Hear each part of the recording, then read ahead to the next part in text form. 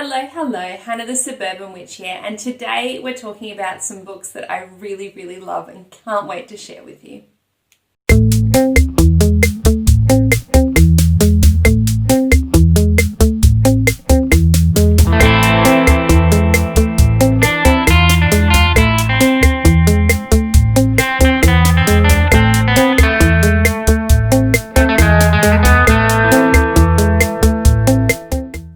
Today's book recommendations are going to cover topics like astrology and divination and herbs and general witchiness and metaphysics. So if you're interested in all of that, definitely stay tuned. And right at the end, I'm going to read out one of my favourite excerpts as well from one of these books. If you're new to my channel, welcome. I'm Hannah, the Suburban Witch. I'm an intuitive tarot reader and astrologer, and you can find all sorts of content here on my YouTube page, from astrology to tarot to general metaphysics and witchiness. You can find it all here, plus over on my blog on my website, so make sure to check it out. If you don't want to miss any of my videos, hit the like and subscribe button now. The first book on my list is Time for Tea by Lyndall Barker Revel. Now, this book is actually one I found in an op shop, which is a thrift shop if you're watching from the US. And it struck my eye because I love tea, and I used to be known as the tea lady at my old place of work, because anytime someone was sick, I would rush off and bring them a cup of tea that I knew would help. This was actually how I got started into green witchery and kitchen witchery and healing with herbs and that sort of thing. But I digress. This lovely book is not just about tea, but tea leaf reading, and it is done beautifully. This was my first step into divination with the use of this book. So what it goes through, and it's all super feminine and girly, it wasn't scary at all. So what she's done is she's gone through what tea is and what all the different ones are and what you can use, and then you have all these beautiful little quotes in here as well, and I'll read one for you now. Great love affairs begin with champagne and end with tisane. So tisane is a type of tea. So I'm making the perfect cup, and then it goes into, even scone recipes to have with your tea. So it's super feminine, it's great. And then you've got lots of little tea leaf symbols in here as well, so you can look up the meaning if you see a diamond in the cup, and so on and so forth. If you see, I think this is butterflies, trees, it gives you all of the symbols that you might need. So a really great introduction to tea leaf reading that you'll find in here in a really beautiful way. The next book on the list is 78 Degrees of Wisdom by Rachel Pollack. This is an absolute must-have for anyone who's into tarot. It goes through every single card, all 78 of them, and it's a comprehensive, in-depth look at each of the cards. It has some beautiful wisdom in here, and I have found it one of those books that you just have to keep referring to or keep looking into and flicking back on. And I actually find it helpful to read one card at a time and then sit and marinate on it and let that sort of absorb into my psyche before continuing reading. If you read it all at once, that's great, but you're going to miss out on a lot of the gems. It's good to take it slowly with this book. Absolutely recommend as having part of your metaphysical books in your home. You may have heard me speak of this book before. This is The Green Book of Psychic Development by C.B. Bjork, who is also my mentor and an absolutely lovely man. Now, this book is not too big in size, so it's a nice, quick, easy read. It's very straightforward, and it goes through a whole host of topics. You have everything from the psychic senses and what they are, how to develop them individually, meditation tips, psychic development and mediumship development tips, as well as the tools that some psychics use and what he recommends as the ones to try. Fantastic look at an overarching view, as well as protection in the psychic space. So he goes into everything. So absolutely recommend, and I'll link it down the bottom so you can have a look at where to get it from his website. Louise Hay. She is an absolute goddess. She wrote this book, You Can Heal Your Life, and I'll tell you what, this is the #1 go-to book that I recommend for anyone that's looking into shadow working.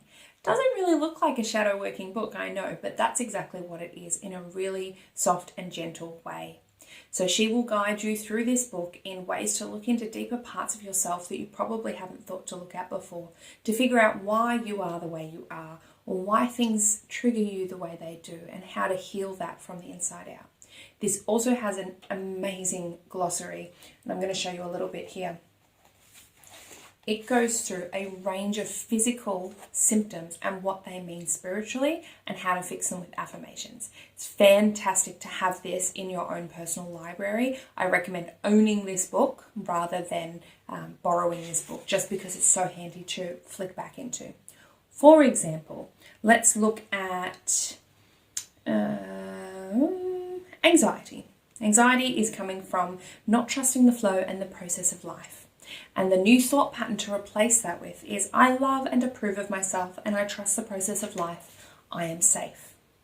Now let's look at burns. Burns are a common one, right? We often burn ourselves. And this is anger, burning up. You're incensed. And this is replaced with a new thought pattern of, I create only peace and harmony within myself and in my environment. I deserve to feel good.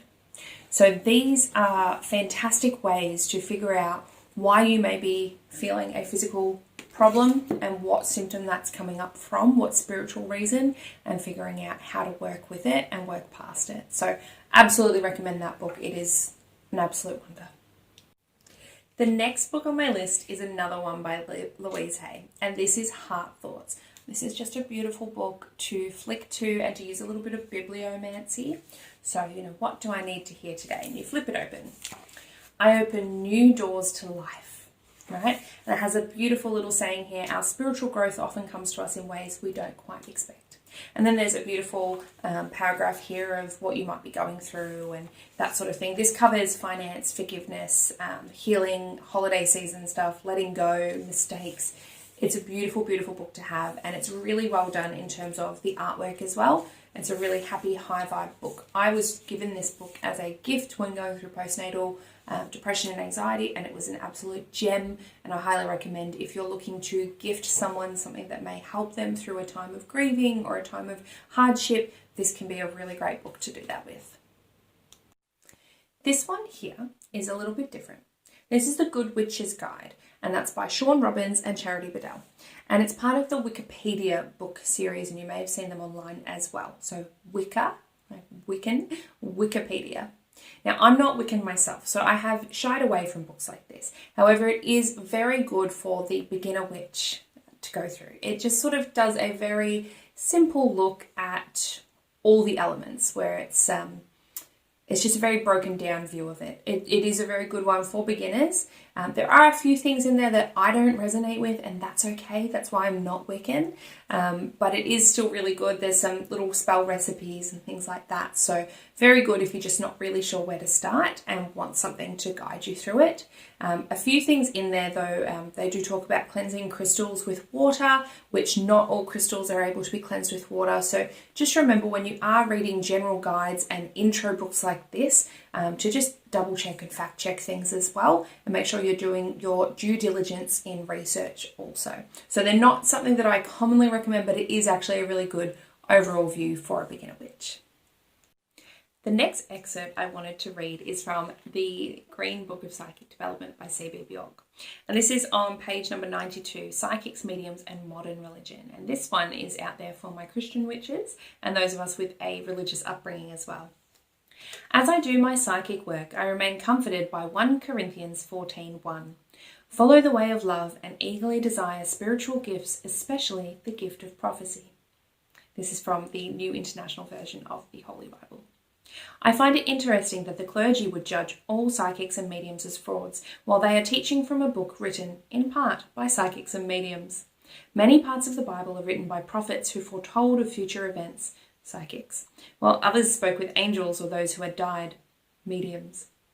So there's some really good points in there, and he covers a lot of ground, which not a lot of books do. I haven't read stuff like that in there, and I love that sort of stuff, especially because I have so many religious friends and family. It can be good to have something in your back pocket to be like, hey, well, did you know that the Bible was written by this person, or blah, blah, blah. So very good stuff in this book. It's a gem. Now, hopefully you've enjoyed today's video. I know I'm not really teaching anything, but just sharing with you guys some resources that I love. Please, as always, like and subscribe to the video below. Let me know in the comments what you thought or any books that you'd suggest as well. I'm always open to reading more books. I am an absolute bookaholic. I love them. I'm always reading. So Definitely let me know your favourite books as well. And if you want to connect with me further, you can find me on Instagram, TikTok, Facebook, over on my website with my blog and Patreon as well. I look forward to connecting with you there. Bye for now.